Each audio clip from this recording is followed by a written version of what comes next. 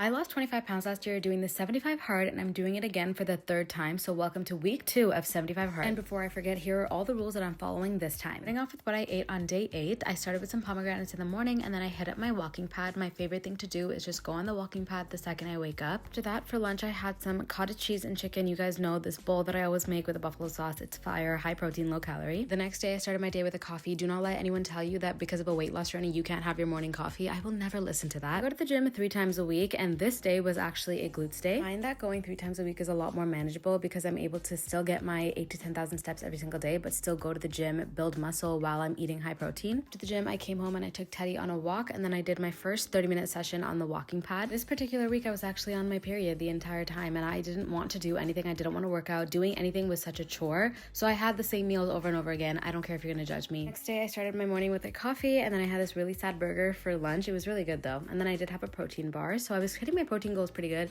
This is my one cheat drink. Forgive me, I was on my reds. Anyways, I also get my steps sometimes doing fun things like going on a walk around the mall. This meal is what I call the trifecta. It's egg, salmon, and chicken. I talked about this a little bit on my story, but if I know that I'm going to be going to a restaurant where I really can't avoid going to, I end up just doing extra workouts to burn more calories so that I can actually eat and enjoy. And being honest, sometimes I'll even skip a meal. I hate to say it. Next day, we were up bright and early doing the walking pad. I also want to say if you are going to be eating in a calorie deficit, you need to be taking your vitamins. That was my vitamin drawer. Then I did another 30-minute session on the walking pad, and I want to say that sometimes at night I'll get really hungry, but what I do is I'll have a green tea and I'll usually get pretty full off the water. Next day, we hit up the gym very early because it was before school, and I love these gym days because I feel so productive. This was an ab day. Personally, I do not take pre-workout. I'll usually just have a banana or something like that before I go to the gym, and then on the way to school, I did have a protein bar. This day, I actually got most of my steps because we went to the ROM as part of our class. Lunch, I packed some chicken and rice, and later on in the day, we went grocery shopping. These are just a few of the things that I usually pick up when I'm going grocery shopping. You know, when you're so exhausted from the day that you can't even be bothered to make something that actually makes sense for dinner, so I had a chicken sandwich, strawberries, and coffee as my dinner. Here we are the very last day. I had a protein bar. I had some coffee when I came home to get some energy to go to the gym because again, we had a third day in that schedule. It was an arm day, so I completed that workout, and then I went home. I had a protein bar, and I also had these pierogies. I had another coffee at home, went on the walking pad, and that brings us to the end of week 2 of 75 hard.